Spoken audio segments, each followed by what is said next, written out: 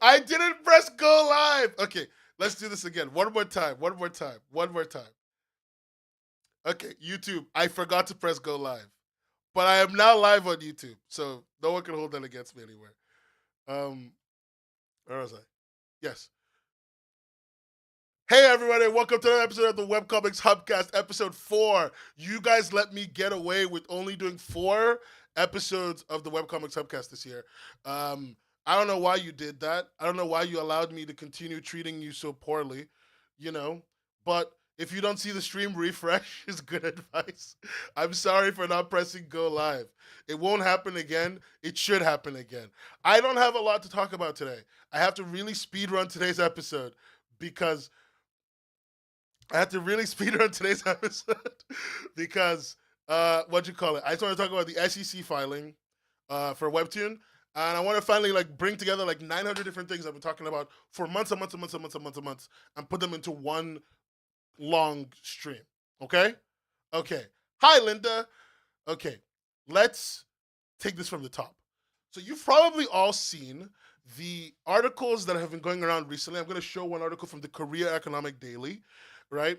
This is an article that says Webtoon is going public. I have been mentioning Webtoon going public since January. I've known that this is going to happen since they hired the meat guy. We'll talk about the meat guy in a second. And and it's been a conversation topic in the space for well over 6 months, well over 7 months, really, right? And I think to start this off, I want to just start from something really simple. Something really simple. What the fuck does it mean to go public? Because I think for a lot of people, that's like the moment I lose them. I've been asked the question, what does going public mean? 1,000 times, okay? And so I figure it'd be just good to talk about it. Most companies that you know are what's called privately traded, okay? What that just means is very simple. The people who own it, the people who can purchase ownership into it, are a very small select group. Let's definitely make it simpler. Let's say most artists here run their own companies. They own their own sole trader businesses, self-employed businesses, right? That is a private company.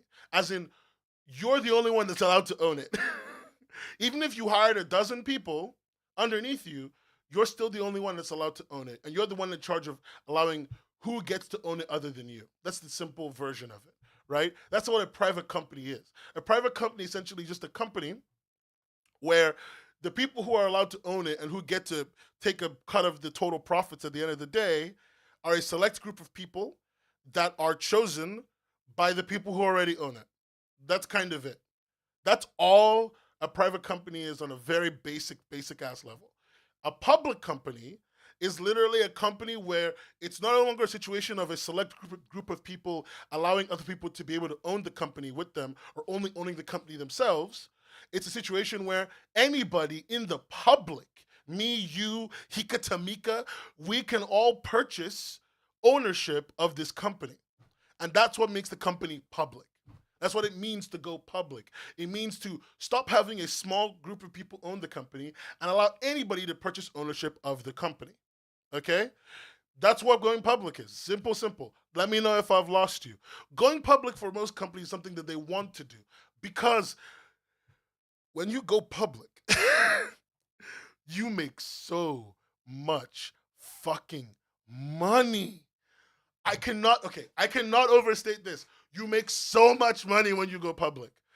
What's the difference between public and a cooperative? A cooperative is still a privately owned company. You need to be hired by the company to be able to have an ownership of the company, right? That's still private. People, the cabal internally decide who gets to own the company. The people who own it still get to decide who gets to own it, if that makes sense. But when it's public, you can hate me. You can hate me all you want. I can still buy ownership of your company. I can just pay for it. I can pay money for it on the open market. I can buy it from other people. You can tell me to never touch your company, and I could still own your company. That's how Elon was able to buy 9% of Twitter, because Twitter was a privately traded company. And I knew Elon bought 9% of Twitter before it was announced because I'm an investor in Twitter. I was an investor in Twitter. I was a Twitter stock investor. I used to own Twitter. It was a stupid deal. I don't know why he did it. That company was winning $200 million a year. He's a fucking idiot. Anyway, so privately, so publicly traded companies are really valuable for business because it makes you a ton of money so fast, so unimaginably fast. As long as you don't fuck it up, you will be so goddamn rich because people are buying and selling ownership of your company at rapid rates. And like essentially most of the employees in these publicly traded companies and most of the CEOs are compensated with stock. Like they don't just take money, they take stock too. So like let's do a little bit of a math game, right? I know it's math. I know it's going to make all of you kind of cry a little bit, but just bear with me. Let me do a little bit of a math game real quick if I'm allowed to. Okay? Let's say let's say that like let's say that like my company let's say that I'm getting paid $100,000 a year. But then I'm also getting paid along with the $100,000 a year, 100 stocks a year of the company.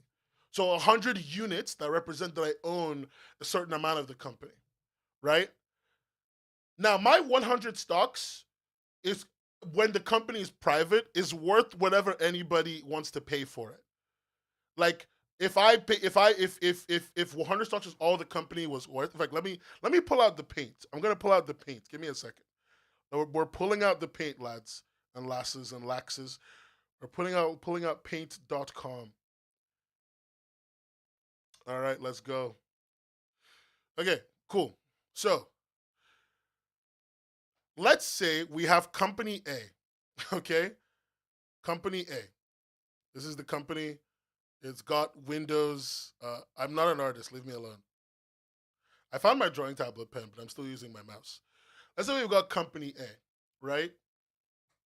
And me, and I own 100 stocks in company A. Stocks. And let's say that's all the stocks that company A has. If another person, let's call them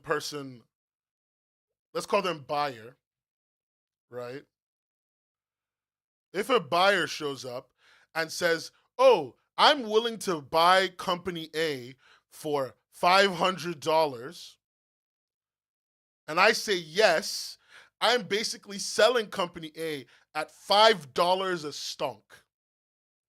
Make sense? Super simple. Super simple, right?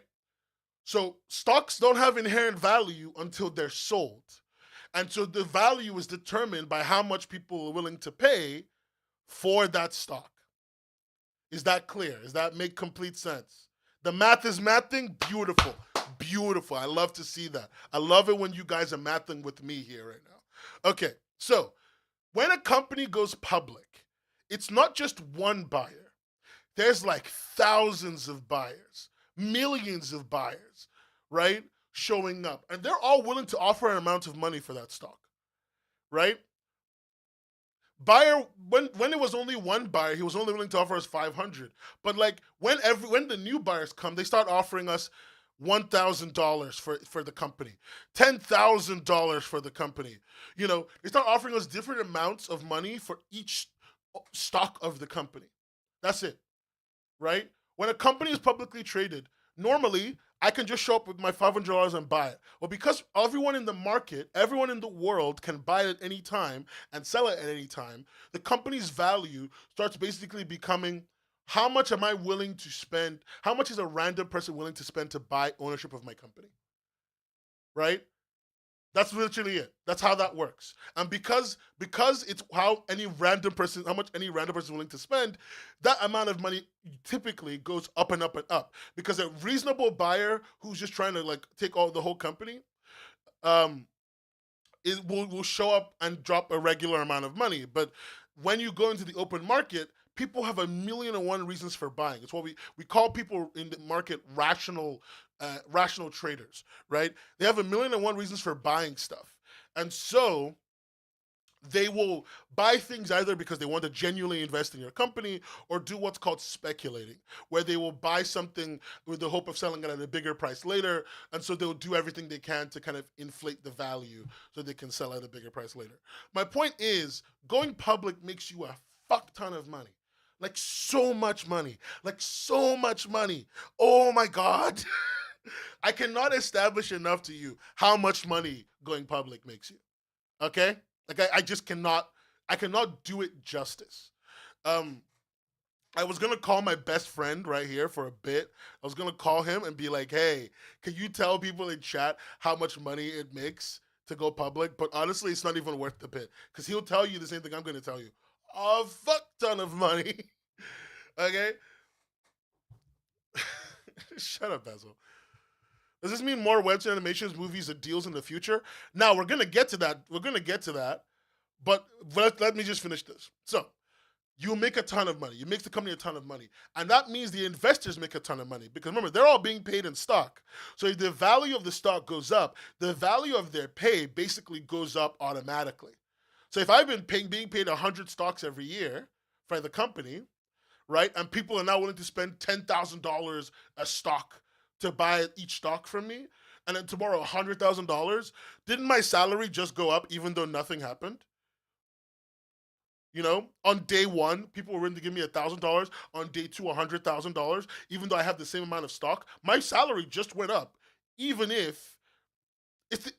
Oh yes, thank you, Hika. It's literally the Animal Crossing turnip market. If you're still confused, you all play fucking Animal Crossing. I know you did. It's the Animal Crossing turnip market. Okay?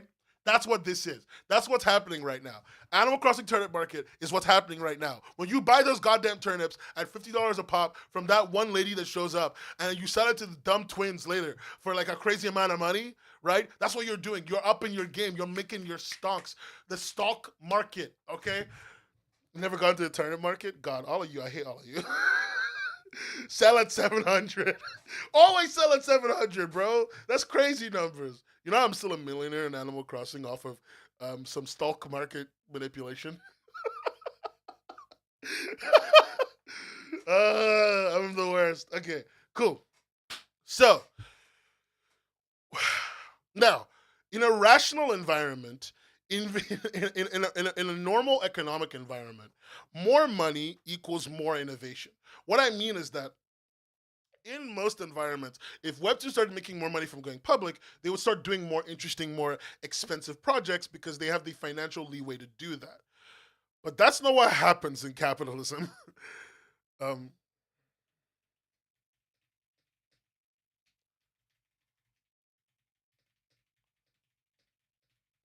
Sorry, somebody's missing a message. Um, but that's not what happens in capitalism, right? What happens in capitalism is that wait, why is there HelloFresh code in my chat? Oh yeah, I forgot about this. I haven't actually done the work for that.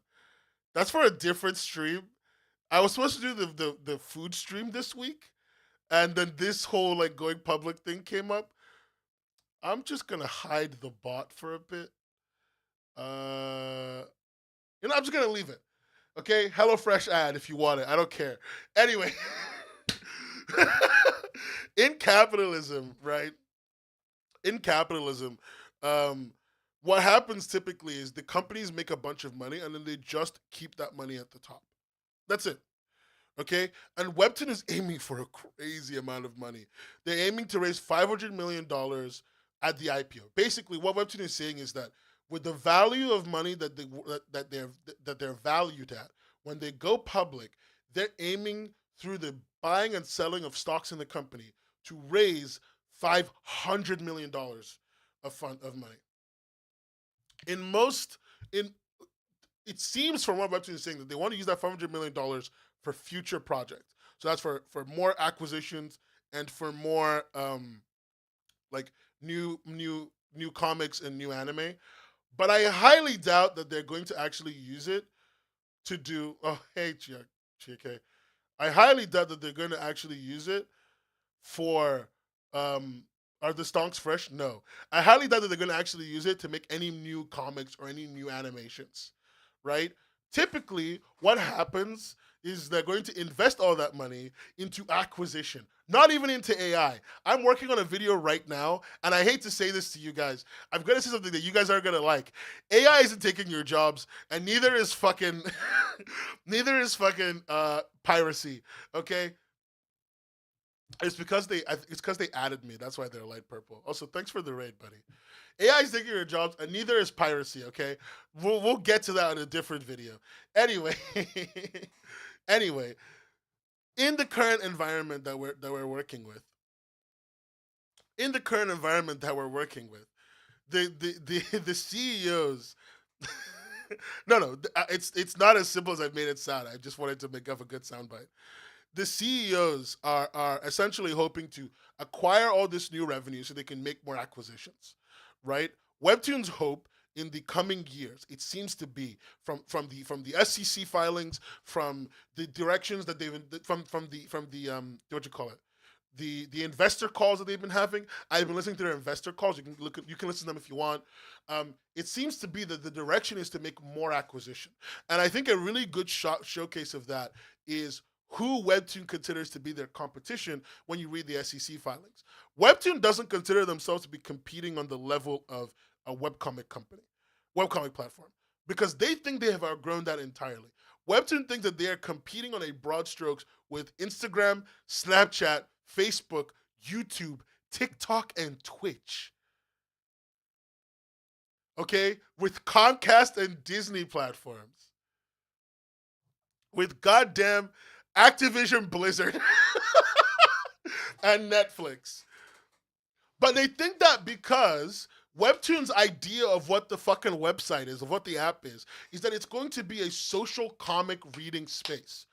This is not, they think that they are a comic streaming space with SOCMED. End of story. And the thing is, that's not Dunning-Kruger. That's what everyone is fucking trying to do, my guy. I'm literally standing on my chair right now. I'm standing on my goddamn chair right now, okay? When you see who they think of as their competition, you can tell it's comic streaming. I hate to say it, guys. It's comic streaming. That's what it's called. Okay, that's what it's called. Everyone trying to be at everything. Check it. Chicky, thank you for saying that in the chat. Thank you. Everyone trying to be an everything app right now, dude. Everyone trying to be an everything app.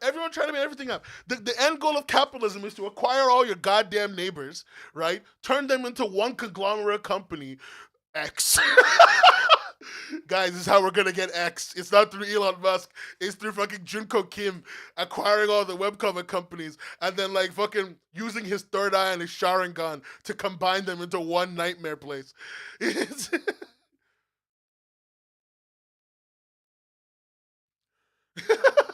Aren't there laws against monopolies? Yeah, you're right. There are.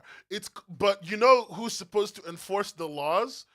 You know who's supposed to enforce the monopoly laws? The fucking the fucking FTC and whatever the FTC equivalent is in your country. You know who's not enforcing any of those laws? The fucking FTC and the FTC equivalent in your country. So we live in the future. That's what I'm saying. Hey, FTC more like FT woke. Anyway.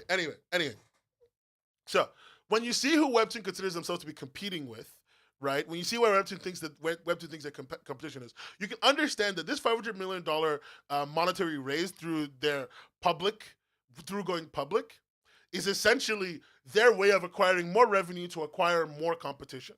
I think that we're going to see a very, very, very greedy company at the end of this year. By November of this year, if not by January of next year, early quarter next year, we're going to be seeing an environment where Webtoon is going to be trying to acquire every single comic thing that they can and maintain their lead and control as much content as possible. We're gonna be there. It's not no. Webtoon has not been greedy. Webtoon has been. The word is frugal. That's the word. They're incredibly frugal. Is Webtoon not owned by Line? Check it. Webtoon hasn't been a Line company for like 8 years. No, that's a lie. For like 6 years. Webtoon stopped being a line company right around the time of the second big contest, the short story contest, and then Webtoon stopped being. Webtoon is now a Naver company, so they now belong to the parent company of Line. But now this public offering is Webtoon going solo, like not solo, but like Webtoon's going to basically Webtoon is going to be the first step in Naver's outside Korea movements that we're going to be seeing, where Naver is going to try and bring other products that they have through the Webtoon pipeline to the general American English speaking market. Okay, they already have Poshmark. They've got Yonder. They've got Webtoon. They're controlling a certain amount of content, and they're going to use that content to kind of like branch out from there. So that's something we're just going to have to experience. Um, who is Mark and why is he Posh? Poshmark is like a tick. Okay, can I just show you guys something real quick? This is the SEC filing, by the way, but just ignore it for a second. Hold on one second. One second, actually. One second. Just for people who don't know what the fuck I'm talking about, this is Poshmark. This belongs to Naver. This is one of Naver's only external U.S. external from Korean companies that is entirely not Korean at all. It seems this is Poshmark. It is a TikTok streaming reselling website where you can essentially sell used clothes and stuff. But then you do like TikTok videos. Yeah, I've talked about this before because I've talked about everything before, Sim. Because I can literally see the fucking future. I I am prescient. No, I'm joking. You need to stop being so over the top. Anyway, okay. So the thing that is going to be very relevant, and then I do the orb pondering on a regular basis. On a regular basis. Okay, so the thing that's going to be really big for Webtoon, and the reason why going public for them has been really difficult is twofold. One, if you read the SEC filing, you will know that Webtoon has been losing money every year. Now, I need to point something out. They make $1 billion a year. Losing $100 million ain't shit. I have to be so for real with you. That's a rounding error. That's an accident. That's like just I forgot to put a number here or there.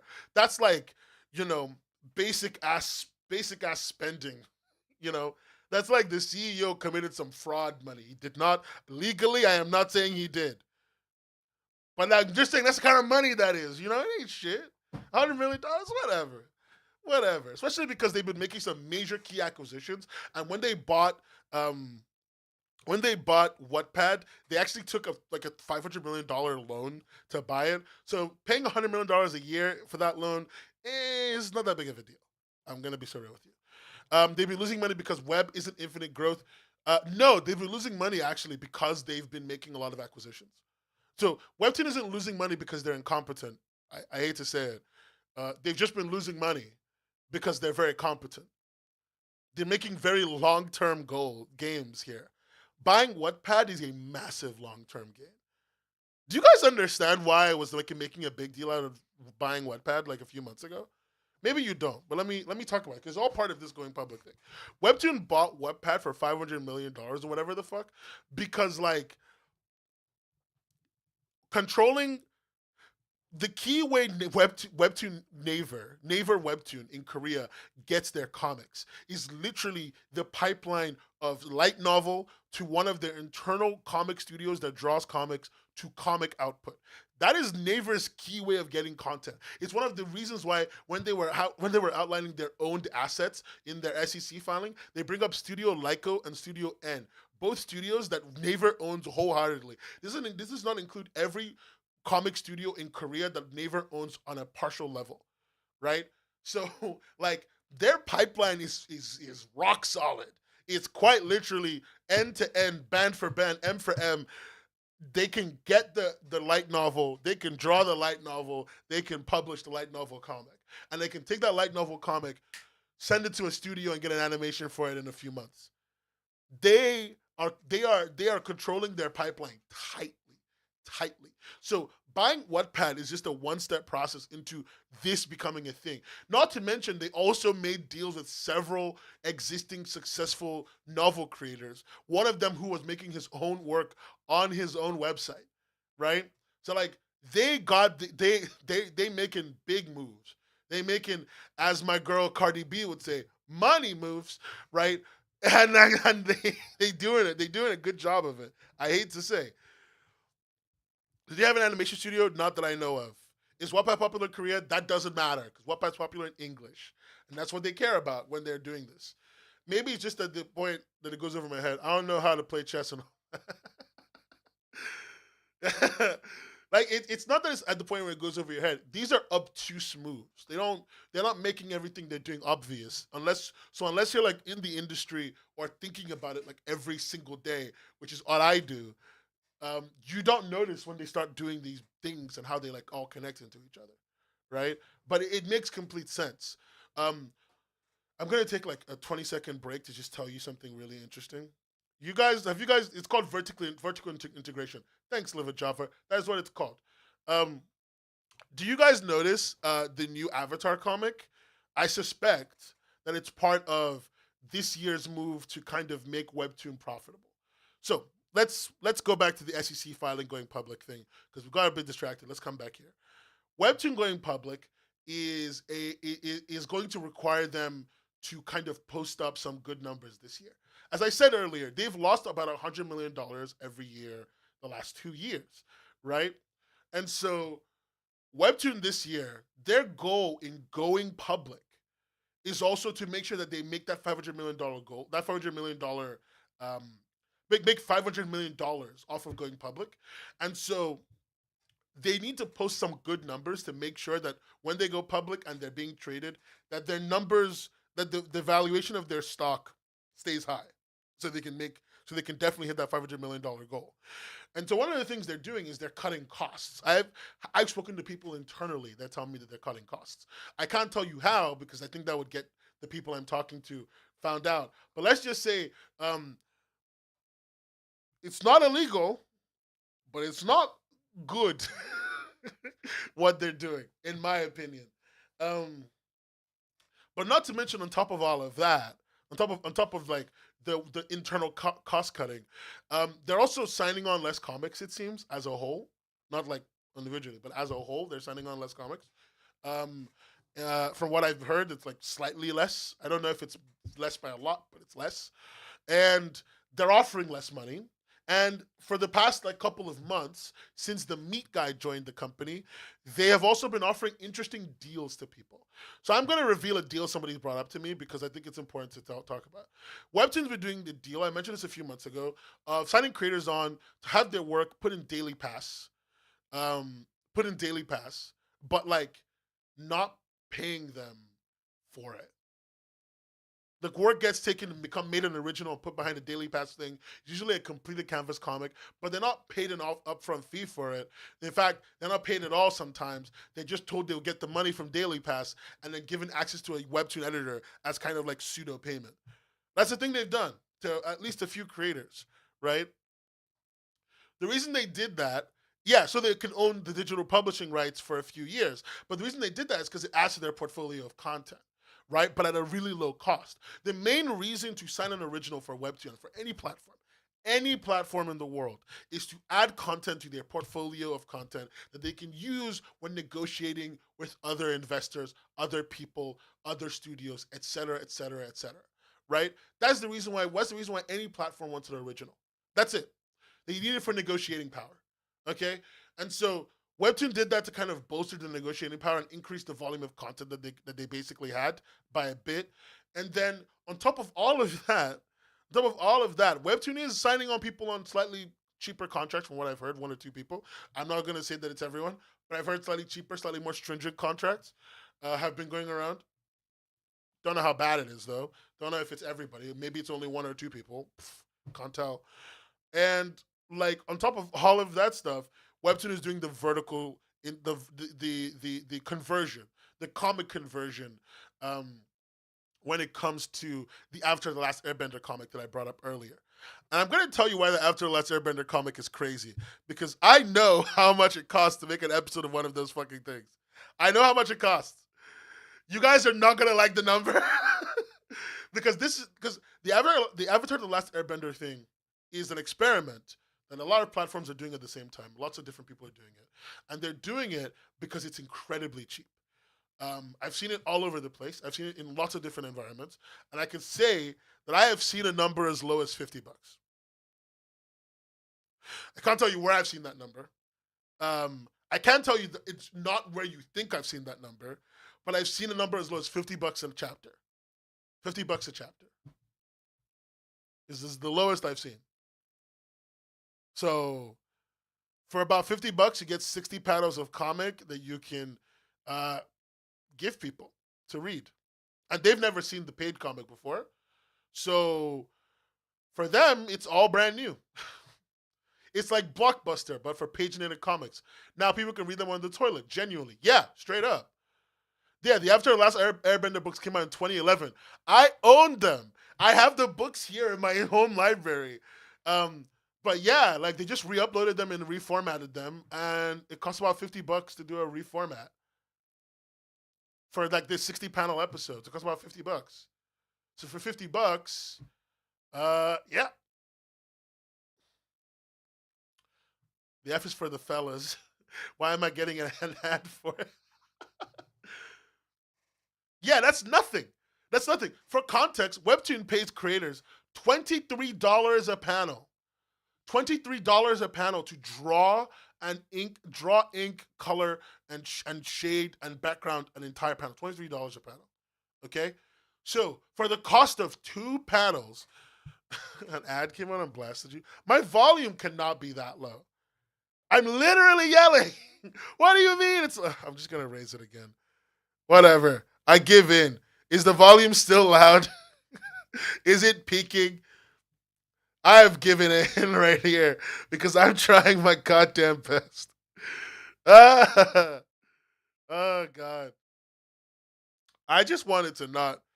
You can feel me. Okay, that's bad. I just wanted to not like blow out your goddamn eardrums. That's all I want. That's all I really want, you know? Anyway, for the cost of okay, whoever's telling me I'm gaslighting me, whatever. For the cost of 2 panels of a single webtoon that you pay a creator, you can get an entire chapter of already completed work that looks high quality enough and is brand new to literally everybody reading it, because all the people reading on Webtoon are children. I'm Gen Alpha. This is your fault. Being an absolute dick to kids. Standard pencilers are paid at least $100 in the low end of comic company. That's just for pencils. Yeah, but because these comics are already completed, the cost of the comic is almost nothing. The licensing cost is almost nothing, and you pay that one time. So once you've paid that, you convert them. And like you convert them for $50. Even with all of the goddamn licensing fees, it still isn't more than paying a creator for an entire series. Every creator costs like 50 grand. And for like less than like 10K, you can make an entire season of comic with existing stuff. And you know it's good. So what are the creators supposed to do as far as independent publishing? Well, I don't fucking know, bro. You cannot compete. No, you cannot compete with that if you compete on the same level. That's the thing. Like, I say I don't know. I know. Look, Java, I'm going to be so real with you. I'm really trying my goddamn best to not like say things that I want to do, because there's a level of conflict of interest at play here, right? If I say I want to do XYZ thing, like, one, I work at a comic platform. I can't say that. That's not okay. 2, and more importantly, I don't want to say things to you that don't make sense yet for me. And 3, I know some solutions that could work, but like, they're not easy solutions, if I'm being so upfront with you. The solutions that will fix this current environment for independent artists are complicated. Okay, you know what? Fuck it. Let me try this. Let me try this. Let me try this. I'm gonna do something I don't want to do, but I'm gonna do it because I love you guys. So you better give me money on Patreon.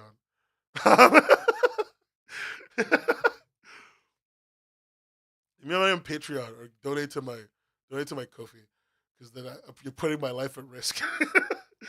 Okay, so I think that there's currently one layer in the industry. Really, I mean, two layers. I think that there's two layers in the comic industry right now. There is like platforms and publishers, P and P. We're gonna call them PP. PP. Platforms and publishers. Underneath them is scanlators, right?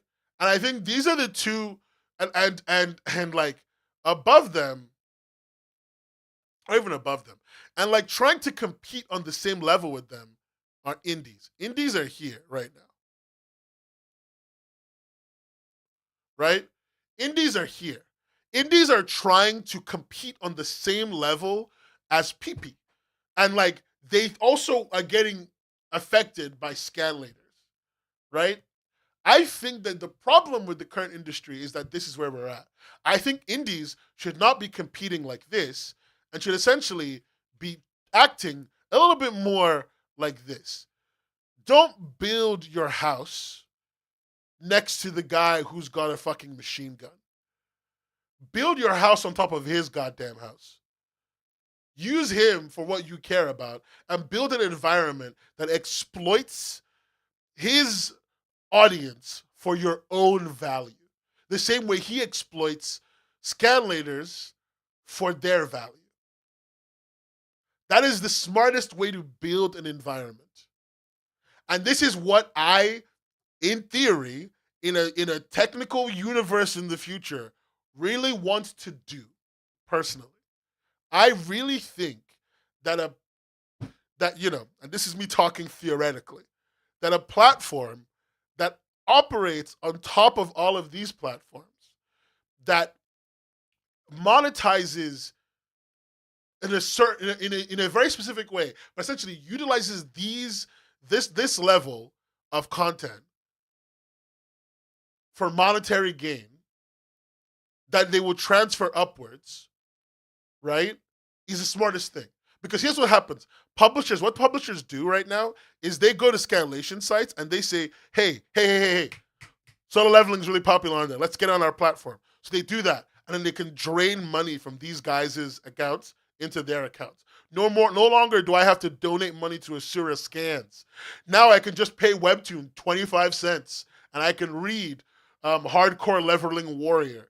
Well, we can just do that. We can use their environments as like promotion for our work, and then siphon. I was gonna put $sign, and then siphon some money up towards us. But it requires us to stop operating as individuals, and it requires us to operate in a group. This is all I can legally say at this time.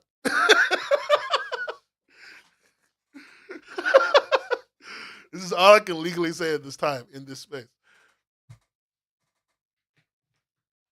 Okay, so if you're asking me what the solution for indies is, I think this is it. But yeah. What about post below where I get my funny pictures on Asura? We all need to get on the same page. We really do.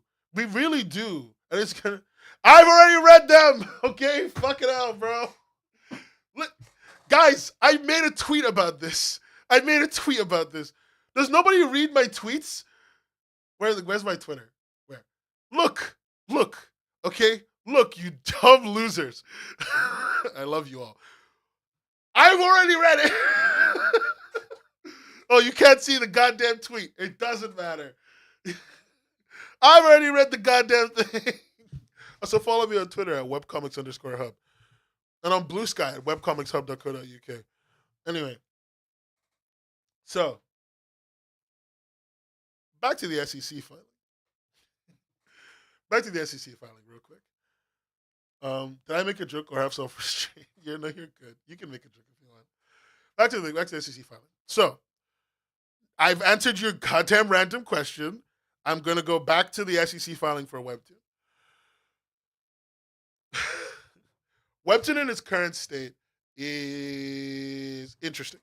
Um, for me, because point one, going public for Webtoon, as much as I say it's going to be a good thing, it's going to be the signifier of a lot of different shifts that we're going to see coming along. I've said this before, and I say it every time. A platform is your friend until they stop aligning with you, and Webtoon stopped aligning with most of us a long time ago. Okay, even in Webtoon's even in Webtoon's SEC filing, they literally explain how they they do not really offer a strong creator facing product. They literally say that. They don't offer a good enough creator facing product as webcomics. They offer one as Wattpad, because Wattpad already had one. They offer one in Munpia, their web novel format in Korea, and they even offer some in Korea. But in the English speaking market, Webtoon doesn't really offer much to any of us as a creator as creators, and much products to us as creators. So that their whole goal, one of the next things they want to do after they go public is they want to invest deeply into AI. Now, if you've been in the Discord for a long time, the Webcomics Hub Discord, discord.webcomicshub.co.uk. If you've been in Webcomics Hub Discord, you probably would have seen about a month ago, or no, a few months ago, Hika Tamika posted in the Discord. Hold on, we posted the link. Hika Tamika posted in the Discord the the Webtoon Shaper AI things that they were bringing out. That was a while ago. The AI tools they're bringing out. I should also let you know, as somebody who has actually been like, I've had a few people send this to me at this point. Um, Webtoon is also making their own version of Glaze. Can I talk about that? Yeah, I can talk about that. Webtoon is researching at the very least their own version of Glaze. Like, it's not that crazy or anything, but like it is a conversation that they're thinking about, and it makes sense. Every single every single AI company, every single company making an AI tool is making an AI combative tool. It's not like unusual. Like, here's another example. Um, it's not a W. It's not a W. It's not a W. If you're going to make a thing that generates images and allows people to generate images, and you have key IP underneath you with those generated images, you also want to make sure that your competitors don't steal it. So you're gonna have to figure out how to make your own version of Glaze if you don't want to use Glaze. Like, that's just the way it is, right? Like, you want to make a webcomic and sell that webcomic and make money with it, but you don't want Tapas to be able to just download it, generate their own episodes. Yeah, that's what it is. Everyone does this, by the way. Everyone's doing this now, especially. And like, Naver has been a massive tech company for a long time, so we shouldn't be surprised that they're researching their own version of Glaze. I can't talk more about it, but that's all I can say. Yeah, canvas creators should glaze their own works, but when you glaze your comic, it fucks it. It makes it really large, and I don't know if it's gonna be like good for uploading. Glaze and Nightshade are anti-AI generative, anti-AI theft tools. That's what they are. You can read about them on their website. They're from the University of Chicago. So go look that up. Go look that up like a squiggus. Oh yeah, you can still resize after you glaze. That is true. I forgot about that. Webtoon's making their own version of it. Some, at least looking into it, from what I understand. At least think like they're looking into it and thinking about it. That's not really like a big project though. This is like when they had Project Spider, and Project Spider was like a data collection thing. So these are not like massive projects. These are like small ideas that they're trying out because they have the money to do that. Um, yeah. Well, they care about their own data sets. It's not. I should point out, guys. I'm gonna say the thing to you. I've said before. I don't like saying it to you. Nobody's stealing your goddamn work unless there's like 4 people in chat whose work is gonna get stolen. I hate to be that person. Only like 4 of you in this chat will have your work stolen by AI. For real, for actual monetary gain. Most of you, your work ain't getting stolen. And it's not about, no one's stealing your work. No one's stealing your work, okay? No one's stealing your work. Because For actual monetary gain, no one's stealing your work. I'm sorry. I'm sorry, but I need to say it to you so you understand where I'm coming from. Don't worry about glazing your. I'm not saying don't worry about it. Like, think about it. Glaze your work. Keep it. On lock. But understand that like they're not making this to steal your work. They're making these things for their own shit. They're making these things to reduce their costs immensely. Like you need to understand like Webtoon's goal and the goal of every company right now in comics is figuring out how to make a single fucking episode of a comic cost $70, if not less. If an episode of a comic can cost $10, they want that. They want to pay $10 an episode. They want to pay $5 an episode. You know, they're ghouls. I I want you to understand this. This is not. It's not about stealing from you. They may do it, but they won't do it for any like. It's not like the same way as like when like a person comes to your store and steals from you. They would steal from you in the way that an evil giant, an uncaring giant would crush your house accidentally and with no thought. Um, yeah, totally valid. I mean, Linda, look, I'm with you. Don't feed anyone's AI generator. Look after your work. But I'm just pointing out to you that their goal is to fucking fuck you. Not isn't to fuck you over directly. It's to fuck you over indirectly. And I should also point out, it's why a lot of big webtoons have this like one or two styles that they're going for, especially stuff from Studio Lyco and Studio N, which is something that Webtoon is definitely training their AIs on internally. And Studio Lyco and Studio N make a lot of big webtoons. That is a thing to just be aware of. So what do they do when they just start re-uploading other people's stuff other people already have because they don't want to pay for new IPs? Oh, you mean like when they start uploading like similar stories and stuff? Like they don't care. They don't care. This is a content market. In the content market. Um, yeah, I know they all use the same 3D assets. I know that part. The content market's goal is to get the cost down as much as possible and to produce as much content as possible because they believe that users don't care as long as there is content. To some extent, they're correct. It's why TikTok won't delete AI generated videos. Users don't typically care as long as there's content. And if they do care, you can always hide that content from them, which is what TikTok's thing is. Yeah, Constella is made to do is looks like it's made specifically to do that do that color manhwa style. Yeah, I know. You know, Flagcat, a French studio, who I'm trying to go visit their office so that I can look at their AI's tools. Flagcat is also made their AI coloring tool. All these people are making AI coloring tools. The AI part of the Webtoon SEC filing, I'm gonna be so real, is so thin. It's actually so thin on the ground because it looks like they're doing it because they have to and not because they really have any goals for it. Because guys, I'm gonna be that bitch in the Korean manhwa space. Naver is like the dumb uncle. Naver is not the bad guy. That's Cacao. Cacao is the ruthless businessman. Cacao is the ruthless fucking guy. Gut your sister, stab your mother, shoot your dad kind of guy. Naver is just bumbling idiot who lucks into everything that they get. They made search early enough that people went, oh fuck it, we use Naver now. they made line early enough that people went, oh fuck it, we use line now. And like even and because their leads are all like almost coincidental, Cacao just comes in and like stabs them in the neck. Cacao is like the evil uncle in this one. Cacao is the ooh, I don't want to fuck with that shit. Cacao owns Tapas, yeah. I know. I know. The reason they had the Tapas homepage changes because like that's part of their plans. But yeah, like it's yeah. Anyway,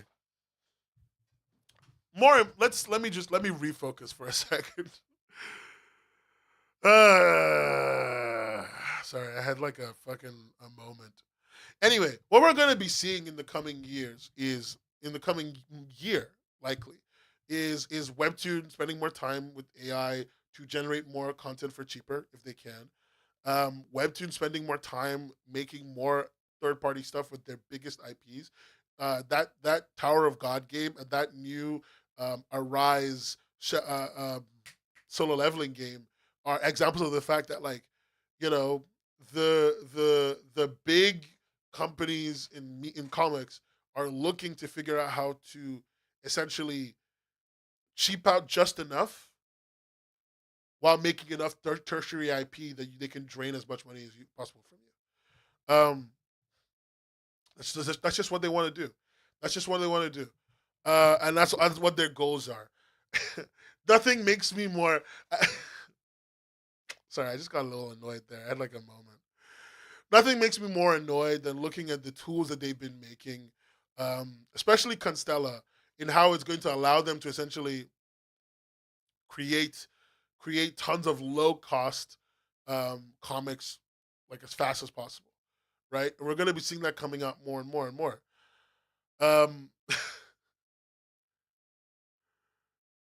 wait, wait, 1 second. Sorry, it's just something I just noticed.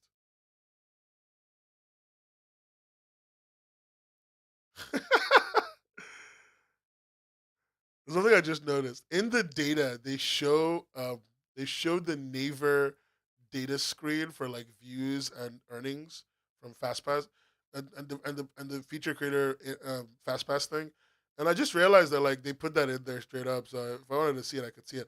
But one of these is from Naver, one of these from actual Webtoon US. Interesting. Um, listen, I thought that was a choice. Anyway, we're going to see them integrating more advertising, likely something that they really care about. Um, and we're also going to just kind of see this year be a year of them being as low cost as is humanly possible. Webtoon has been trying to cut costs all year. As I've already said, we're going to see them drawing as many costs back as they possibly can.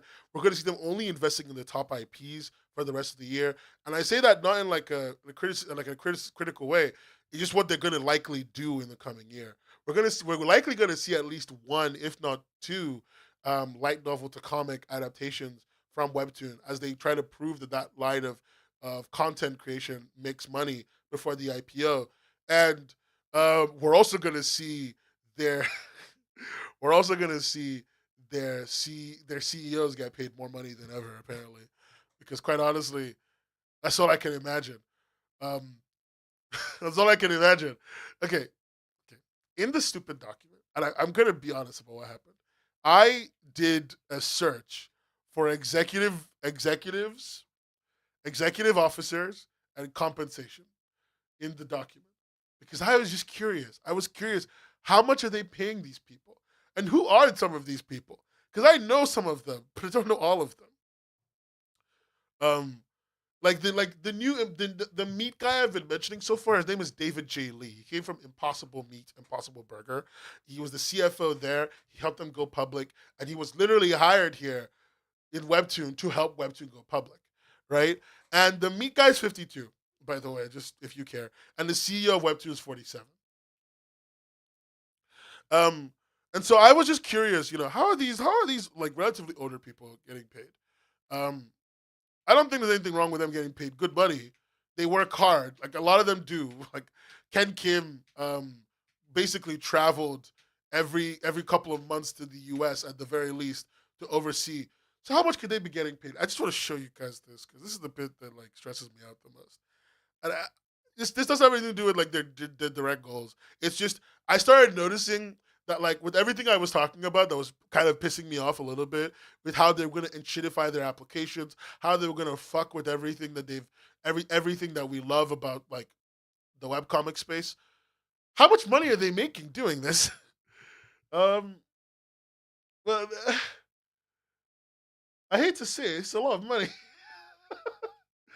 It's a lot of money. From the top, this is Junko Kim, the CEO of the company, the guy who started all of Webtoon from Line. He's making $10 million this year, with about $8 million of that money coming from stock awards. Um, David Lee, they just hired him, the Impossible Meat guy down here. He's their COO and CFO. He's making $5 million this year. So he made $5 million last year. My bad. This was last year's money. $5 million last year, with about $1 million coming from stocks and $3 million coming from options. So what that means, as long as he stays for 4 years, he can sell his stocks, the company. But more importantly, when this company goes public, that $1 million of stock awards is going to be worth more money. David's just going to make more money. Like, he's going to make more money as long as the going public goes fine. As long as it goes fine, he's going to make more money. I don't know what they do with all this fucking money, man. I don't know what they do, but he's doing that. Uh, Jesus Christ. By the way, half of these people live in Korea. Like, most of these people here live in Korea, so it's not like for $10 million worth of money. That's 10 billion won. He's a billionaire in Korea, right? In a place where the money has way more value. This is 10 billion won he's making a year, of which 8 billion of his won are in stock assets, so he doesn't get taxed. Fucking joke. If only, man. I don't think we could rug pull Webtoon, unfortunately. They're a very financially sound company. I hate to say it, they're likely going to get away with it. Oh yeah, there it is. There it is. I was looking for this. Webtoon. Remember how I mentioned how Webtoon has an has like their own version of glaze? They also have a thing for detecting when you steal their content. Kakao has been really on that lately. Webtoon has that too. They have a thing called Toon Radar, and they made it in 2022, 2023, and they basically are going to be using it to like start going after your website if you have their content. So if you're stealing Webtoon content, I recommend that you stop. It's not going to be a good year for you.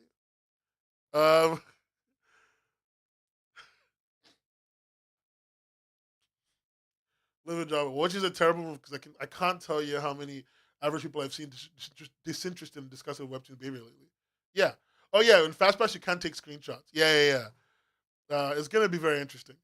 My biggest worry for them going public on the market is that they might have to push into the subscriber market. I've already asked about it on the weird questionnaire they did. Yeah, they know they already have a subscription system. They really are thinking about it, and they really want to they want to embrace that Netflix model because everybody wants to embrace that Netflix model right now. Subscriptions are an infinite money glitch. Even when everyone quits, subscriptions are an infinite money glitch. It's kind of crazy. Like Adobe's stock price staying high because people canceled their subscriptions, but like they'd already taken the subscription money is insane because Adobe gets to essentially show up to the got to essentially show up to their meeting and go, well, we still made all their money. They canceled, but we still got their cash, and like make their stock price go up 100 points. I still use the Webtoon app relatively regularly. Stock guys are just money people that don't care what the company does. Yeah, they don't. They're ghouls. They only care about making money. I should say that. I say that as a stock guy myself. They're ghouls. Like the whole point is to make infinite money. They don't give a shit. I think the one thing that I'm very concerned about, but it will be interesting, is that what this means industry wise. Webtoon going public is kind of like a big game they're playing. What I mean is this: there hasn't really been any other publisher that's ever gone public on their own. Every publisher that is in a publicly traded company got there by being acquired. DC with Warner Media, Marvel with Disney, etc. No publishing company, no publishing company, and of has ever gone public, as far as I understand, on their own, like just solo by themselves. Webtoon's doing that. Webtoon's doing that, and they're doing that in a very interesting way. They're claiming they're doing that. They're doing that all by their lonesome, and it's gonna mean a very interesting thing depending on how it goes. Because if they succeed and they make a bank ton of money, they get to basically tell the entire publishing industry, "Hey, going public is good.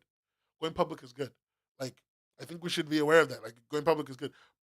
Penguin Random House, you haven't gone public before, but if you ever think about it, you're gonna make a lot of money. That's gonna be interesting. It's gonna be interesting. Other random observations from the Webtoon C documents. Did you know that the annual amount of money that every paying user paid Webtoon? So of the total number of users, there's a number of users who actually pay money. right? All of those people, the average amount of money those people pay every year in North America is $87 a year. In Korea is $95 a year. In Japan, it is $270 a year. $270 a year.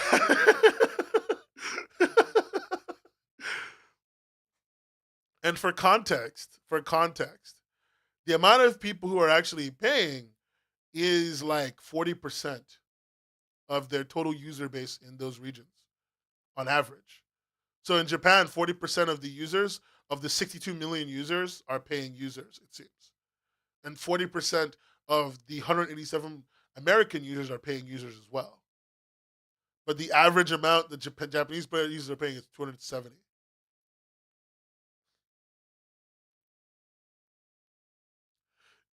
Yeah. Oh, they're gonna do gotcha for sure. That'd be really funny. Um, oh, for context, everywhere but the U.S., Japan, but North America, Japan, and Korea pays about $50. If you were wondering, so let's go England, $50. Let's go Brandon. It's about $50 per paying user, with about a 40%. No, less than 40, like 10% or whatever market. No, 40% penetration in the market for monetary payment. It's crazy. I feel bad. Everyone's getting ads. I thought I turned the ads off again. What's the point? Why do I make content? Anyway, it's been Webtoon is now at about over 100 million monthly active users. Just if you don't know, and there's this really interesting number.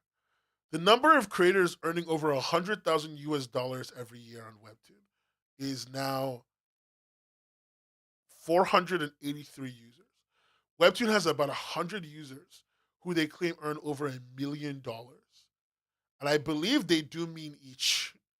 And I believe that because y'all remember the True Beauty girly committing tax fraud? Y'all remember that? The True Beauty girly, the author of True Beauty committing tax fraud?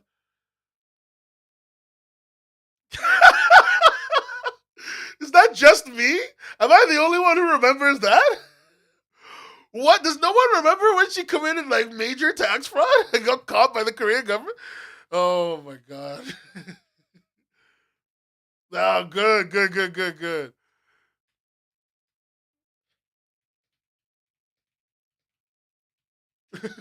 Yeah, that's fine. But Yaeonggi, Yaeonggi is currently under fire for tax evasion. She's been under fire since last February 2023, and I think she's still under investigation as of right now. Um, and like literally in allkpop.com, which is a K-pop article website. This is an article from last March. I remember this article where they were like, should True Beauty maintain serialization despite Yaongyi's tax evasion scandal? It's true. She committed fraud, bro. So I believe that when they say they have 100 creators earning over $1 million a year, because of course they do. She had enough money to dude, you don't understand. You don't understand. You don't understand. She had a fucking Lambo. You don't understand. She had a Lambo. She had a Lambo, bro. Oh, I can't explain this enough. Y'all don't understand. Y'all do not understand. She had a Lambo, bro. Like Girly had a Lambo and everything.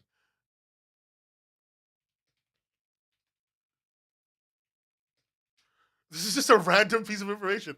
But where's that picture of her with the fucking like she had like a picture of her in front of like a green Lambo at one point. She at one point had like a Humvee, and then she has this picture of herself. Where is it this one? Yeah, this one here. This is her car. This is her car. She posted this on TikTok. It's a fucking that's a fucking what's that brand called again? A Ferrari. That's a Ferrari Roma. Like for context, that is $185,000 car, $200,000 car. Girly was committing tax fraud. Get the fuck out of here. Even if she rented it, that shit was money, bro. That shit was money, bro. Having a Lambo is a slur. I'm sorry, I hate to say it. Girly was popping off. And y'all just let her. Y'all just let her webtoon max, bro. Like I can't believe it. She Girly was popping off. Look at her in front of that car, looking like she's a fucking 25-year-old just graduated out of college next to her stupid Ford pickup truck. Like, look at her neighbor maxing, my guy. So, like, when Webtoon says they have creators earning goddamn over $1 million a year, I believe them. Because Girly was committing tax fraud. Imagine having enough money to commit tax fraud, bro. Neighbor maxing for real, for real. You don't read. It's not about reading crap, bro. It's just about knowing, like, you got to be on game, Shweepy. Like, I hate to say it, right? Like, let me put you on game. I understand that the drama in the industry that you work in can seem really trivial, but they're usually indicators of really meaningful movements. You need to think about it like this. Let's say I worked in a pencil manufacturing company, right? And I told you that my local pencil manufacturing company guy, CEO, the CEO of the local pencil manufacturing company near me, right, bought a fucking mansion. Remember, we make pencils. All we make and sell are pencils at margins that are insanely low. And my bro just bought a mansion. What does that mean is happening to me? What am I doing wrong? Why don't I have a mansion? Right? Like, you gotta ask those questions. Not because like you don't deserve a mansion or whatever, or because it's bad if you don't have a mansion. It's what is she doing that's making her that money? Because I need to understand whether this is even whether the math is mathing. Like, does she deserve that kind of money? What is she doing? She's not because like Yao and Gi is clearly working on True Beauty and all that shit, but like Girly is too rich. Something's up. I'm real. Alleged tax evasion. Yeah, Girly was committing alleged tax evasion.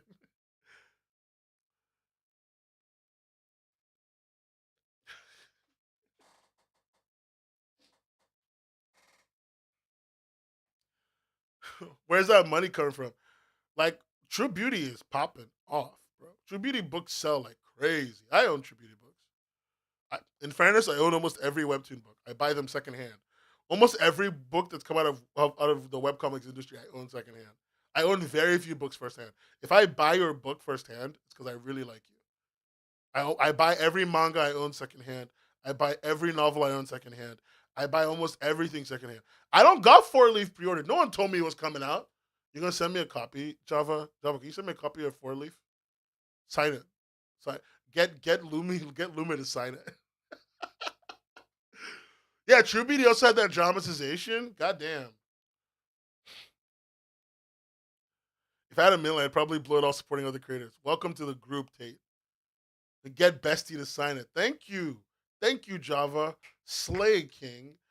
I wonder who's going to be the next Lore Olympus. I don't think we're going to get another Lore Olympus. Did I did I get your books? You should just send me your books. Guys, I'm going to be so real with you. If you have books for me, send it to me. I'll pay shipping. I'll pay for the books if I have to. But just send me the book. It's the thought that matters for me. I want the book. I have space in my library. Yeah, but you could talk to them. I could make friends at the cow place. They could give me some books. I could call cow people. They could give me some books. I'll see what I could.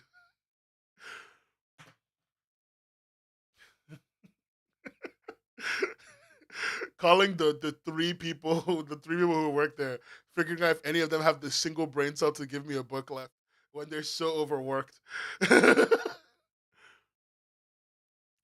Chad is not letting you be based because you're not based. You're cringe. Anyway, so like that is that is one other thing. Um, Webtoon paying users is like a constantly expanding number. By the way, like constantly expanding number. More and more people are willing to pay for webtoons.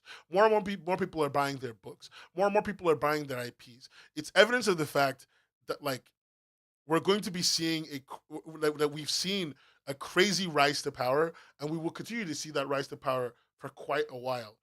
Um, Now, I want to talk about something really small here, and I'm going to bring this up because this is like the bit of the video of the stream I didn't really want to get to, but I kind of want to get to. Okay, listen up. I'm going to say this one time because I really don't want to fuck up how I talk about this. But I want to talk about the companies that are making Naver Webtoon go public a little bit. Not because I have anything on them. There's no secret document I have. Everything I'm about to tell you is conjecture based on rumors, based on information I have heard. Okay? I'm saying that because, I am not a lawyer. Um I Um so I just want to kind of cover my bases. One of the companies that are part of allowing of drafting the Webtoon public offering IPO proposal prospectus. Two of them are Morgan Stanley, J.P. Morgan, Morgan Stanley, and Goldman Sachs. And I'm bringing them up because there's a rumor, and this is a genuine rumor. Okay, could be completely bullshit, but the three of them, I said two of them. I meant to say three. Three of them are currently in a situation where they are notorious apparently for getting foreign companies public in the U.S. market that don't actually deserve the valuations they get. So they overvalue these companies, get them onto the U.S. market, use it to push the initial public offering of stock, so that the value of the stock at the beginning is really high, and the companies can hit their monetary goals, and then like the stock basically dumps itself into the ground. So like the stock comes out at like $30, maybe it goes up to $50, $60, drops down to like 15. It's not illegal because it's not like they're lying, but like they could just be overvaluing carelessly. A couple hundred million there, a couple hundred million here, and before you know it, maybe a $2 billion company is a $4 billion company. And this is a rumor. This is a full rumor. None of this is guaranteed. Why I'm saying all this is because like a lot of you have said in the chat, I'm gonna buy some Webtoon stock. My dad's gonna buy some Webtoon stock. If you're doing it and you have money to lose, have a good time. But like if you don't got money to lose, I need you to understand that this is risky. This is a risky bet run by companies that don't have the best track record in the investment space for new IPOs. So be wary and be aware. Be awake, as they say. Because I am awake. um, yeah. What gain do banks get from big valuations? They get paid a cut of the money that is made initially in the IPO because they help the companies basically craft everything for the IPO. So that is the thing. Anyway, I'm saying this bit because nothing's confirmed. I have no hard data on anything. No one's told me anything in a secret back room. I just don't want you guys pissing away your money when you don't have to. So think about it. Be sure that if you're going to invest in Webtoon or in any companies that you care about, that you know that it's a gamble. You are a rich person gambling, and I'm gonna level with you, baby. If you don't got the bread to rich person gambling, then why the fuck you gambling in the first place? I'll be real with you, okay? If you don't got the money to gamble, why the fuck you gambling in the first place? If you're not gonna take that, if you can't take that $10,000, go into casino and bust and go bust and be cool with it, don't drop it at a company. Wall Street bets, oh those fucking ghouls. I will fully disclose that I am going to invest in Webtoon. Not because it's a good investment, but because this show needs me to be able to read more and more and more investor prospectuses.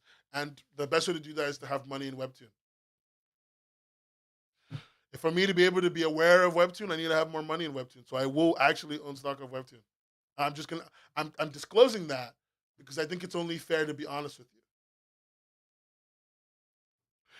Iliak, yeah. I mean, why do you think they don't look good? I don't think they look good either, but why do you think they don't look good? There's not going to be a 5 hour video about them. It's not really worth it because I invested in a true beauty tax evasion arc. Yes, I don't deny what you're saying, but Webtoon doesn't actually burn money anymore. Their losses are $100 million a year, losses that they're currently trying to account for with cost cutting. If they can end this year, if they can end this year like breaking even, like it doesn't matter, especially because they've made massive acquisitions in the past 2 years. If they can end this year, breaking even, in fact, it's really good for them, especially ahead of an IPO,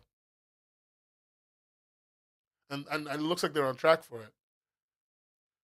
Oh yeah, but like that's fine. They can carry those. I don't think that's going to be that big of an issue. They had losses the last several years, but they can always justify it.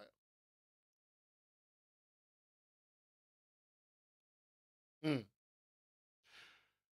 Yeah, I mean, there's a lot of aggregate data for this, but they can always justify the losses as like the need to lose money to they hit critical mass, and they have arguably hit critical mass for a lot of people. So, like, even though it doesn't look good, it looks really good to most investors.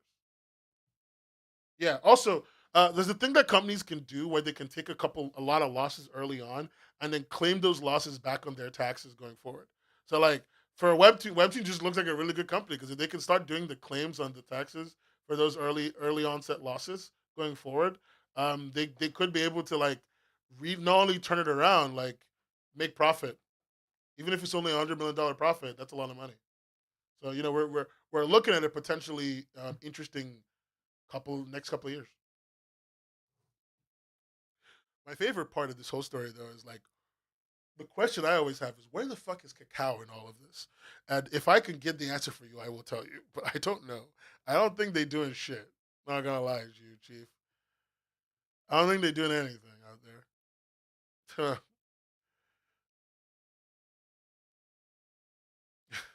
But you can imagine a high rate environment, anything is possible. Yeah, I agree. I agree. Uh, they have not revealed what their initial public offering price is, but I am really suspecting $30. I'm suspecting $30 is how much they want to sell their stock at. So we're going to see a lot of interesting things that are coming out from Webtoon. Uh, I am interested in what the next 2 years is going to be, especially with their internal seeming pivot. Um, what is Kakao doing? If I'm honest with you, nothing. Kakao is kind of in a weird place where they're just trying to make more acquisitions. Like they know they need to own more IP, so they're just buying more IP. It's why they own Solo Leveling. Because if you didn't know this, Kakao owns Solo Leveling. They own the studio that makes it. They own the IP. They own the whole thing. That's who's been making that money. If you wonder where that Solo Leveling money been going, that's them. If you wonder where the anime money been going, it's all them, bro.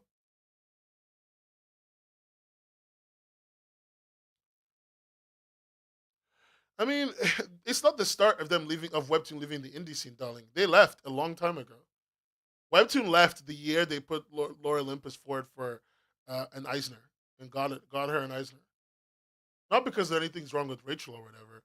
It's more just when Webtoon put Laura Olympus forward for an Eisner, they were no longer an indie publishing company trying to be a digital powerhouse for the creation of comics and for the distribution of comics.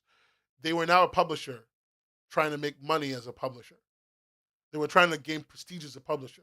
It's why YouTube aiming for Emmys to me it seems really ghoulish because you change. You're no longer a platform trying to facilitate the distribution of content for the joys of the many. You are now a content distributor trying to sell your content for as high a price as possible individually. Not trying to make the difference between the margin of money of a consumer looking for something and being willing to pay for it, but instead being willing to push a certain subset of content and make money exclusively from that. And I think that just changes the whole vibe. And they did that a while ago. Yes, the contracts are just valuable to getting more stuff to put in your little in your little bucket that may make money. But yeah, I'm with you. I'm with you. They're not going to stop. They need to keep signing more stuff up. They need more new content. Signing creators on is a pretty big value add because it's a dream seller.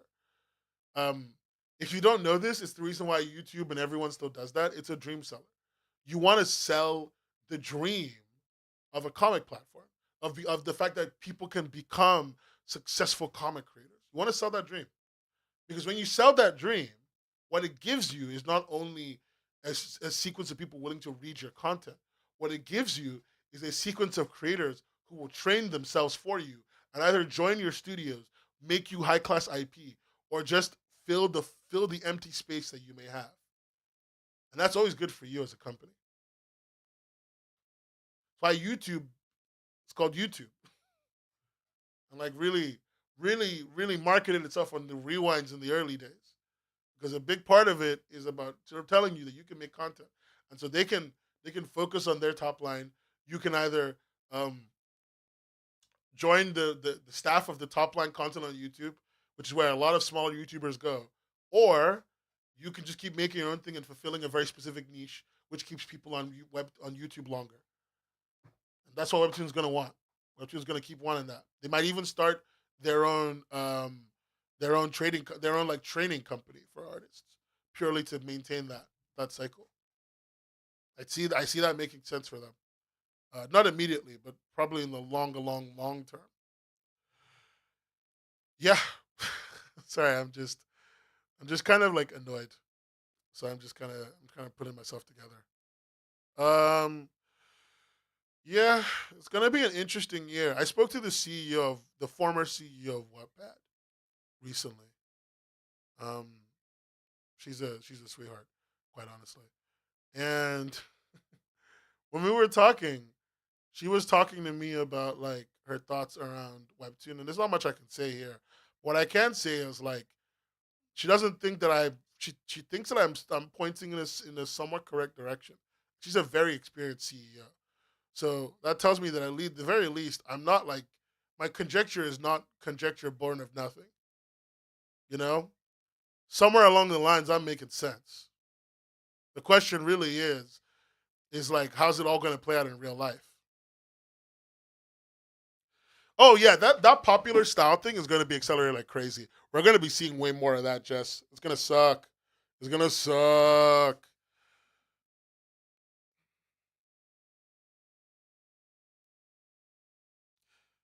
Also, you should take the medicine drug, Basil. Yeah, it is going to actually be very good for us, especially for people like you, Jess. You have a very unique art style. In a sea of similarity, it's not just the Korean style of art. There's like a more unified one other than that Korean one that's coming about. You see it more in things like in a lot of the romance comics coming out of Korea and coming out of like and the bigger ones in it's called My Dear Cold Blooded King. It's got a very similar vibe to that as well. Um, that incredibly like low cost art style. Yeah, Dorito faced femboy main lead. Yeah, that's a very good description of what they draw them as. But the reason is because it's very efficient and very fast and easy to draw, and so we're gonna probably see more of that.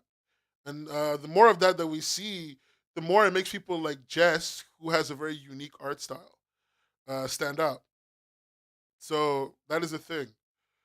That's why that stuff is overused and people get bored with it very quickly. Yeah, but that's okay. Boredom is like what they don't care if it's boredom or derivative slop. You know,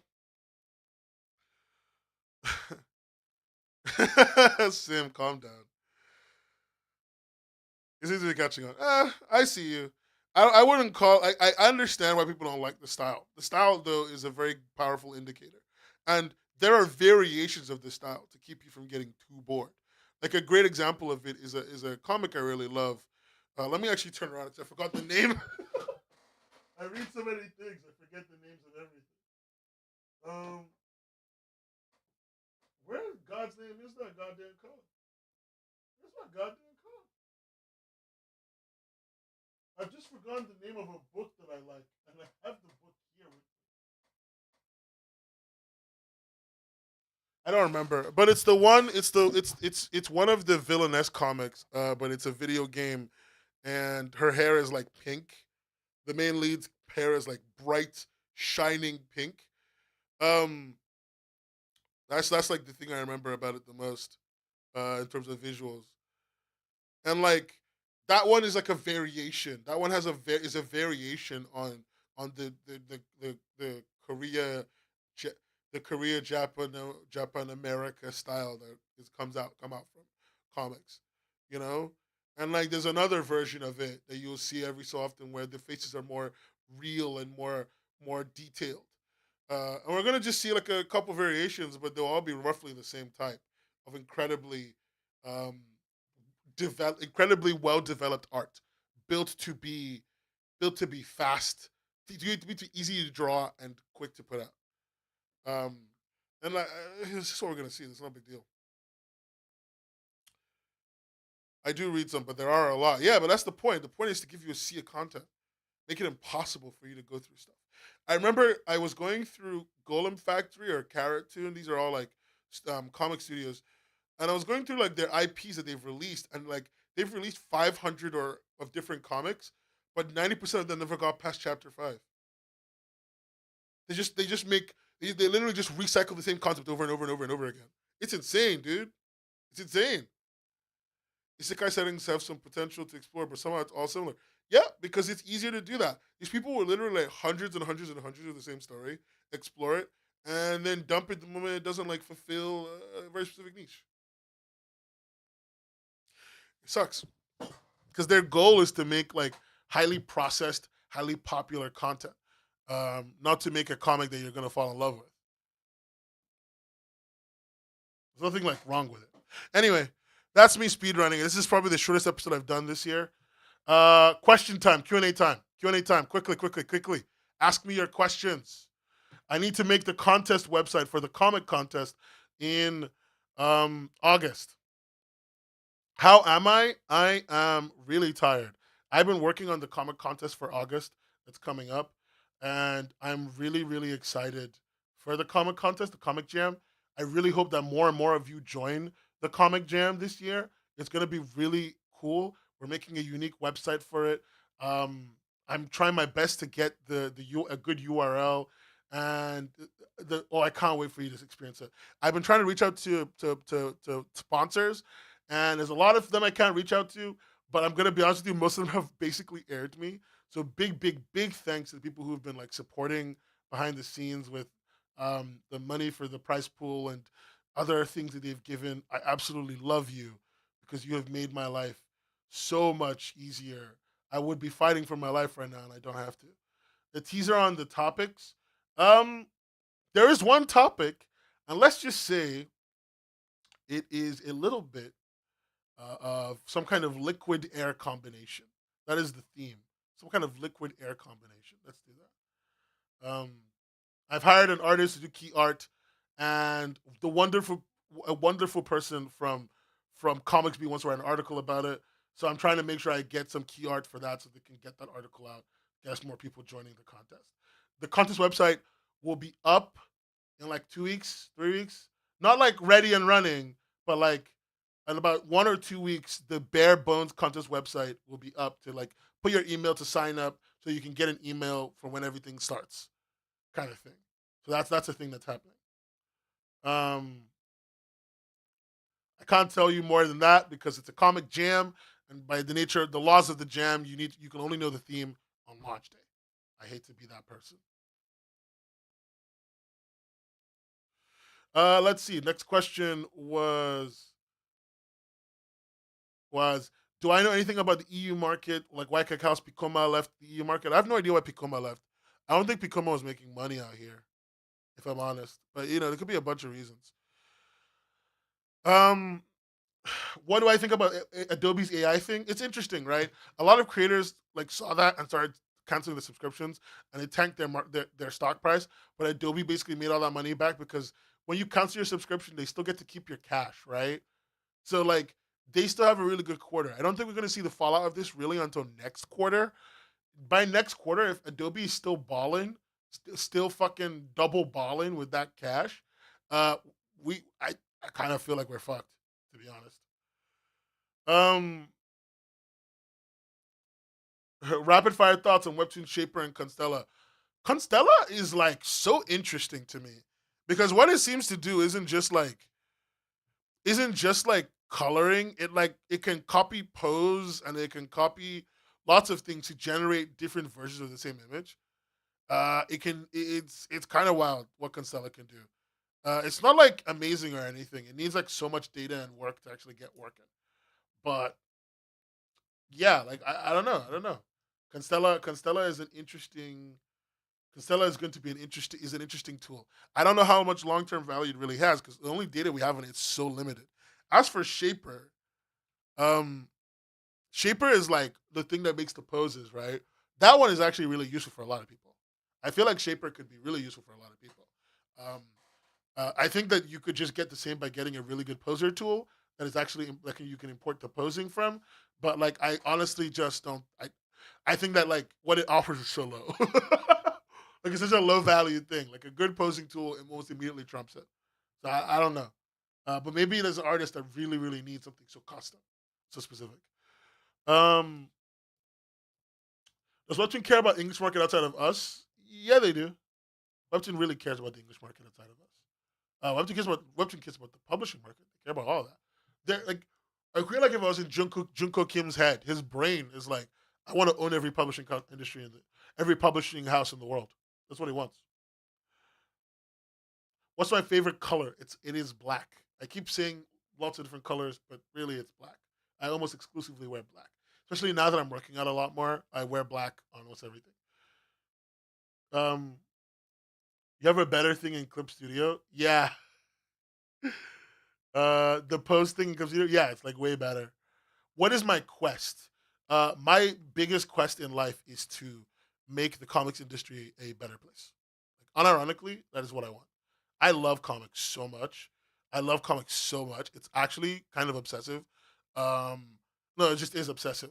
And like my number one concern is that this thing I love dies. It becomes a place full of like the saddest environment possible.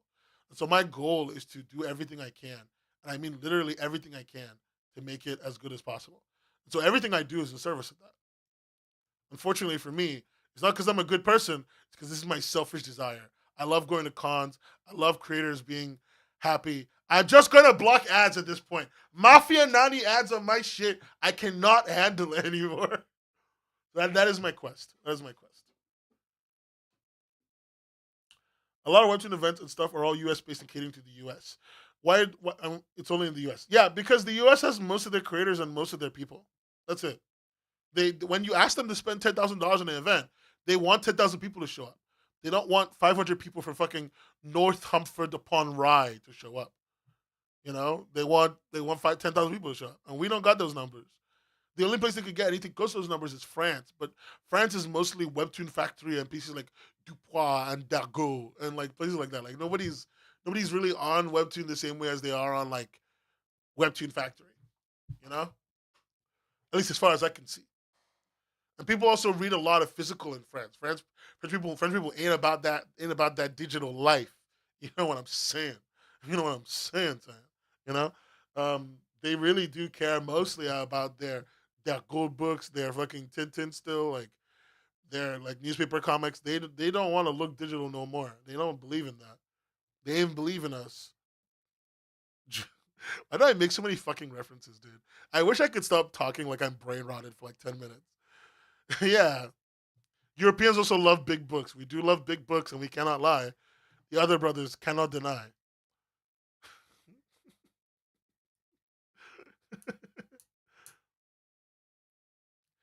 The industry is in a state because it's growing. That's the thing, Java. Like the industry is in a state because it is growing right now. And a growing industry will always feel hollow. But at the end of the day, um, you get we get to make an industry that is better as long as we continue to follow what is going on closely and make key decisions on top of what people are doing to account for all the stupid shit that they do. That's it. So I think the fact that we're paying as much attention as we are is what's going to save us from this industry die. That's it's always gonna be a good thing. And I mean that as like as a whole. We all pay attention really closely. Comics is full of the most obsessive, neurotic, autistic people in the world. We're not gonna let people take away our shit. That ain't happening. They published Stepan's failed comic in Poland in like an oversized hardcover. It looks beautiful. Ugh, ugh. I should just go get that book. God damn it. Stepan, send me the book, please. Me fighting for my life to get Linda's husband to send me free books. But knowing full well, I cannot have any of his books on my bookshelf. My mother comes into this office every couple of months. I'm not having her see that stuff. she looks at one book. It's yeah, it's not. It's because it's not about that. Okay, it's not about that. My mom opens the book. She's like, "Sunstone? What's a sunstone?" Immediately, I am disowned on this earth. Ted, I know he has safe work books. I know. It's just I can't look at his art any other way. It really is just me at this point, I believe. It is me. I look at his art and I can't unsee Sunstone. It just doesn't happen. Every time I look at it, I see some things. I see some things.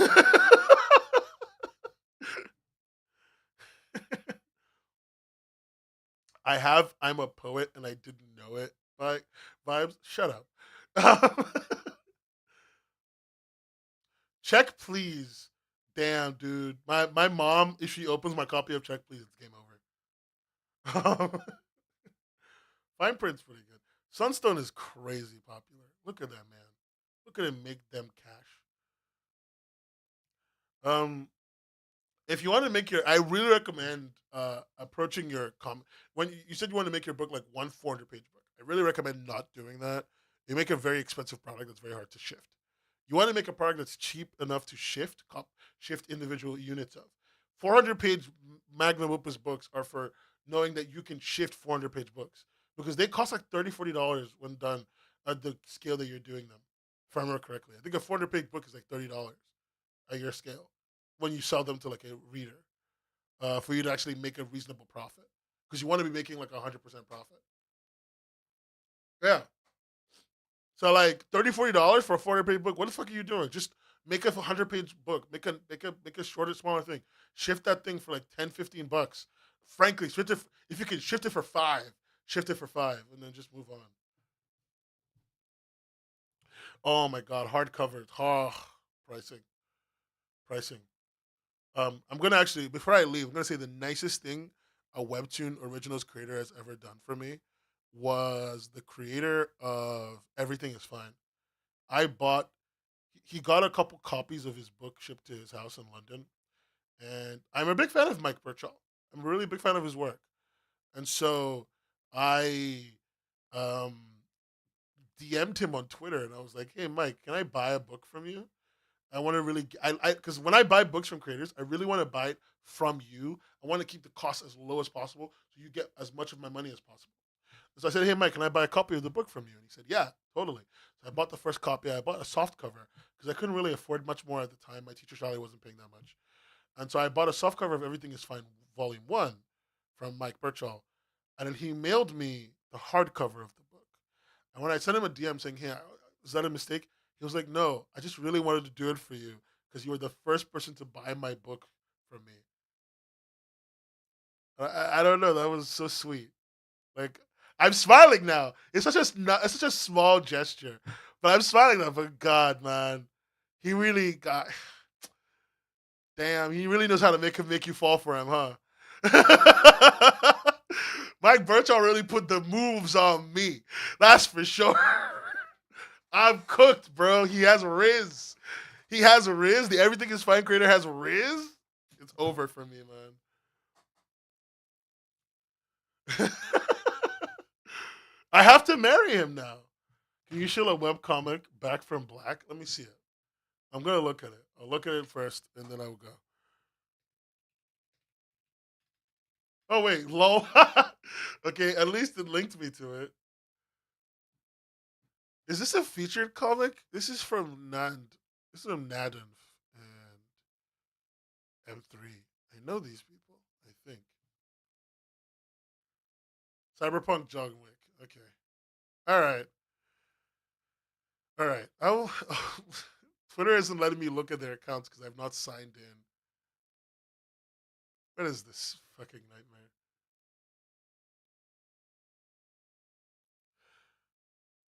Wait, what? What the hell is going on? Oh, Twitter wouldn't let me look at their accounts.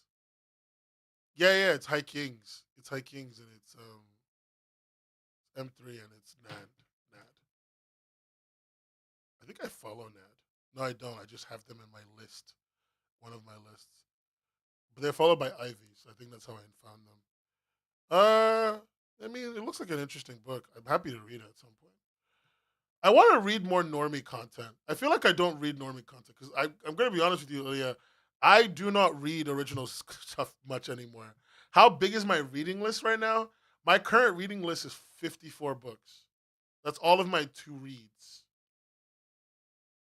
That's everything in my two reads. I'm currently reading a regular novel. Um, I'm reading I'm reading Icarus by Kayla Ankrum because she sent me her book because I made friends with her on Twitter because she and so like she sent me a copy of her book and so I'm reading Icarus by Kayla Ankrum. It's really good. My webcomic reading list though is the other 53 books. The other 53 books. Right now, I think the next webcomic I need to get to. Let me look behind me. The next webcomic I need to get to is something called NPCT, which I think was a webcomic and then put out as a full comic. And then I'm rereading Serenity Rose, and then I'm rereading Achewood. I'm reading a few comic creators created by black creators for a video that I may or may not do. I'm reading The Ghost of All. I think that's what it's called. No, The Ghost of Fall. That's on my list by Shroomapocalypse. Um, let's see. What else is on my stupid fucking list? Uh, let's see. Okay, I got her open. I got her open. I got her open. Okay, so I want to read it. There's a Transformers comic on there I need to get to at some point. Um, the black comic video is kind of hard to do if I'm being honest with you because it involves me having to like make value judgments that are hard to make right now for me. Yeah. So I want to read. There's a new Digimon webcomic. I've been kind of keeping up with it. That's the thing, among other things. Let's see. There's a random question somebody asked me. Would you rather fight Bigfoot 2 if it was only 6'2" or a squid on land if it could breathe? Bigfoot, because I'm taller than Bigfoot. If he's only 6'2", I'm taller than him. And if he's just 6'2", I could beat him up. I got him. I could whoop his ass. Easy. Easy win. Easy clap, frankly. If he was only 6'2", I haven't been 6'2" for like years. Like he's short. I got him. I got him. Like it's all right. It's all right. Easy W. Yeah, he's cooked. I'm sorry, but you gave me an easy choice there. He is cooked. Oh, I got a copy of Covenant. I got a copy of Covenant from Oni Press digitally. Um, I need to read that. It looks really good though. I love the way I looked at. I did a quick skim through. I need to read it. I've never actually read Covenant before, so I do need to check it out. Yeah, just a lot of stuff I actually have to get to. There's a lot of stuff to get to. If you want me to read your books, like just tell me about them. There's a webcomic called Losers I started reading recently. It's called Losers with like an exclamation mark. I put on the end of the list. It's by a creator called like Zariguea. I think it's Zariguea, something like that. They're from Argentina. Looking forward to that one because it looks so good. Yummy gay priest. Okay. Is that every question I'm getting? Is that all my questions for the day? No one has anything to ask me. No one has any big question to check in on. Oh, somebody said, "What do I read?" Ilya, I read kind of mostly as indie. The more indie the comic, the more likely I am to read it. The more indie, the more likely I am to read it. Like I love indie stuff. I'm not really interested in stuff by bigger names because often it's not as strange. I like I like esoteric stuff. If you ask me what I really love, I love esoteric stuff. It makes me very happy to read something a little bit strange, a little bit out there, a little bit just not standard. Okay, I mean I'll give it a look, as I said. I promise you I will. I never lie about that. Any plans for this year's short box? If the short box comic fair would just sponsor me, please just give me free comics. But no, my plans for short box this year. I mean, I probably will do another stream where I do a read through. My goal is to email them again this year and be like, hey, would you be willing to sponsor me very quickly with like a code? And I reached out one time and they never read my email.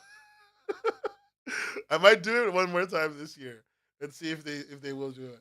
I would love to like do a sponsored stream with them and like read with the creators and talk about their comics and like see if we can get more sales on their stuff. Sure. I think that there's like an angle there for the creators to get more sales. And I would love to do that. I'd probably do like a 5 day stream. I'd probably do a stream every day for a week if we could get more sales for the Short Box Fest. And for an absolutely awesome canvas called Apollonia, I've already read Apollonia. I think I even know the creator of Apollonia. I think like I know them personally. Just to make sure I'm not crazy. Yeah, I do. War Bunny. War Bunny's awesome. War Bunny's awesome. I don't I need to DM them. War Bunny's absolutely a beautiful person. Like genuinely the sweetest goddamn human being on the planet. Messaged me out of nowhere one day just to be super nice to me and to like tell me that they really like what I make and then just to like be super nice to me. Just like they check in sometimes. They're oh sweetheart, truly a sweetheart. If there's anybody in the industry that I thought is like really been fun to meet, I'm just so bad at keeping up with people. The only people I keep up with are people who harass me, and so like I just forget to DM people sometimes for like 6 months, and then it gets awkward, and I feel bad, and I don't DM them because I'm like it's been too long, and so I never DM them, and then it's like a year, and then a year later the guilt is gone, and then I DM them again, and it's all good. Getting into short bucks is hard, dude. I want to get in. What would my dream comic look like? I already have my dream comic. It's called Scarlet. It's Scarlet. Scarlet. It's called fucking Serenity Rose. Go read Serenity Rose. That's my dream comic. A gay witch comic, like with ectoplasm and cool shit. Awesome as fuck. Like absolutely a beautiful thing. Um, I mean, uh, I mean, one of the creators of Purple Hyacinth just tweeted about how they're getting over, posted on Instagram how they're getting over their exhaustion. So hopefully they come back. Um, I'm a big fan of Purple Hyacinth creators. Ephemeris and Soph are friends. I would say that we're still friends. I hope we're still friends. And I really like them. So I hope they're doing okay. I hope Soph, especially Soph. I hope they're doing okay. They should be fine. Yeah. Have I read or watched Dungeon Meshi? We literally swapped Dungeon Meshi books, but I have read Dungeon Meshi. I read it before it was cool. Um, I read it before it was cool, and it's fine. I stopped liking it though. I didn't see Death of a Pop Star getting a movie. Yeah, but I don't really like Dungeon Meshi that much. If I'm being honest with you, like it lost its luster for me at some point. Sure, if you think so. I have no big opinions on Purple Hyacinth getting an anime adaptation. I'm very weird about anime adaptations because I animation adaptations because I keep thinking of like don't worry, in fact we don't have time for it. We don't have time for it. We don't have time. I blocked out the memory of German Dungeon Meshi. You literally have my copy of Dungeon Meshi, Gleamy. Damn. Uh wanted to go to more conventions this year, and I got basically like convention gridlocked because of the UK.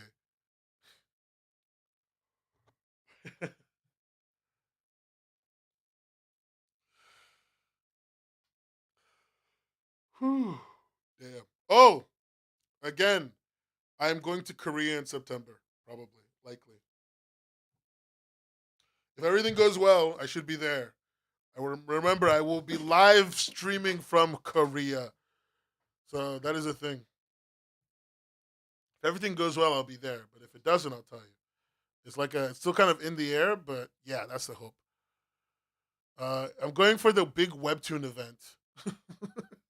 I'm going for the big Webtoon event that should be happening. Unless it gets completely canceled, something bad happens, or they don't let me in because I'm black. I'm I'm going to be there. After the Get Schooled incident, I don't know. Korea do be acting up. I don't want somebody to just drop in and call me. uh, we live in the future.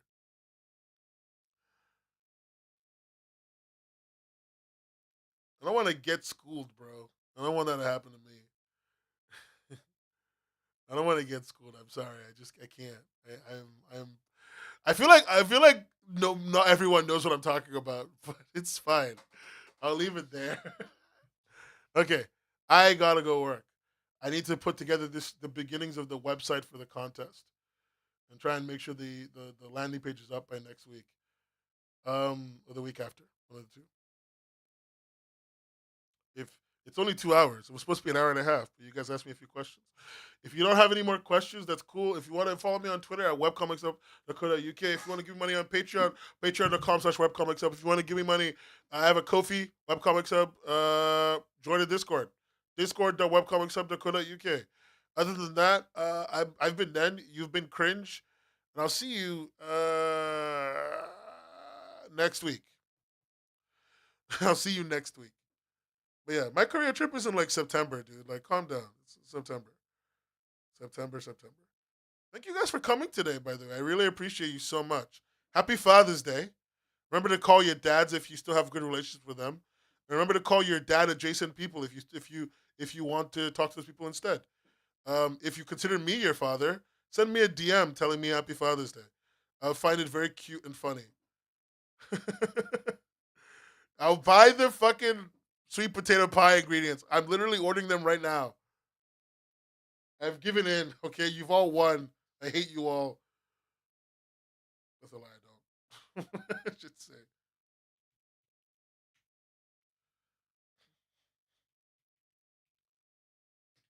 Oh my god! Don't call me daddy, please. You're not.